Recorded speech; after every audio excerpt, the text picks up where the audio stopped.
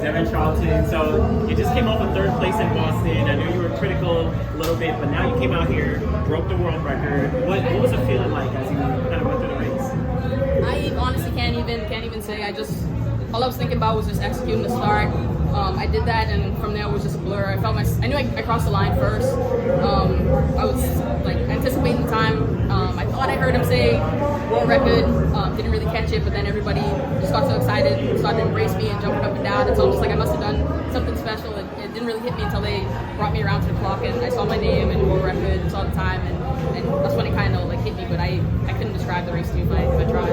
Have you been working on technical things over the past couple months to potentially attack the world record, or just improve on things? Yeah, for sure. I mean, I think at the World Championships, when I finished fourth place just outside of a medal, it was a really disappointing feeling.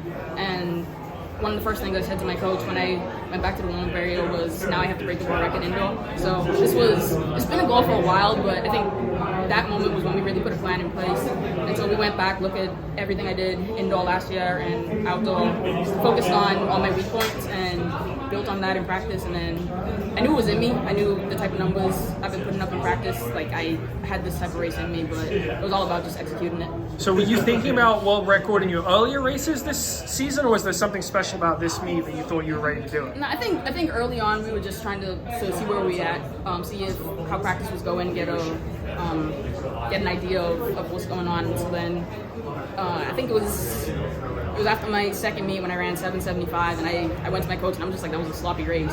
And so I knew that once we went back, started working on it, this race would show up. I thought it could have been there in Boston, didn't get it, and so once I went back to practice, the focus was just on executing that perfect race. What was the difference between last week and this week?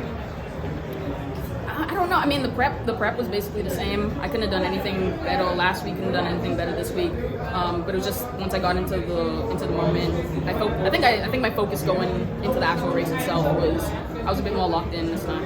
And was that your parents who were with you who came to celebrate? Yeah. So do they come up for all your races, or just this one They special? come up to the big ones. This is the third time at Millrose with me. So they try and hit all the big meets. They're just like big fans of the sport, big fans of me, and so they just follow me all over the world. What was kind of going through your mind as you're hugging them and you start to almost cry, right? Like, what's kind of going through your mind? I was just happy that they were here.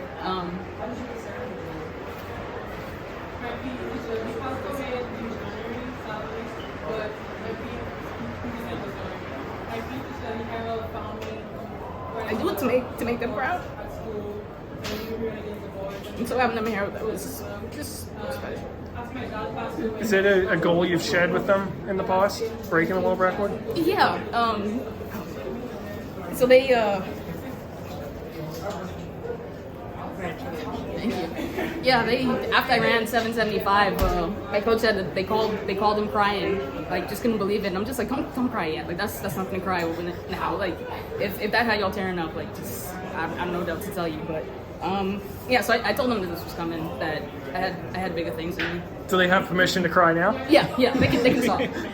Awesome. I mean, for your country right now, there's a couple, I think Shona Miller had set a world record a couple years ago, and now you have a world record for your country. Like, what does it mean to kind of be showing that your country is really a prominent, in the sport? Yeah, I mean, for one of the smallest countries in the world, 400,000 people, to have so many athletes, not just in track and field, but across so many other sports on the world scene, like proving that we're one of the best sporting countries in the world. I think it's really special, considering our size.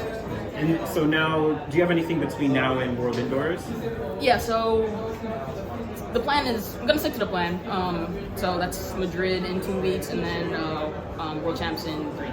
So how do you kind of shift and refocus coming off such a high now to be prepared to compete against essentially the same ladies, right, when you go to World Indoors and all that? Yeah, so gonna celebrate this one because, I mean, it's a record. It's not a medal. Medals can't be taken away, but somebody could break this record next week. USA is the next week. Wouldn't be surprised if one of those ladies does it, because so many of us are capable in the women's short hurdles. So just gonna celebrate this one today and tomorrow, and then Tuesday is back to work. This record stood for about 16 years, I believe. Like, why do you think it lasted this long? Honestly, I think what Toby did 2 years ago, I think it kind of just lit a fire under everybody's ass, and we're not doing enough. We have to work harder. And so I think it just takes like one person to do something really special, and then everybody else kind of follows suit. And who's your coach? Where are you based? Based in Lexington, Kentucky, with Lonnie Green. Okay.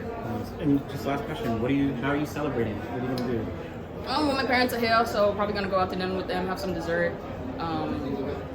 That's honestly probably it. I'm in championship mode right now. What's the dessert of choice then? I'm feeling like a brownie with like some ice cream, like a sundae or something. All right. Really proud of you. Sounds Thank you. good.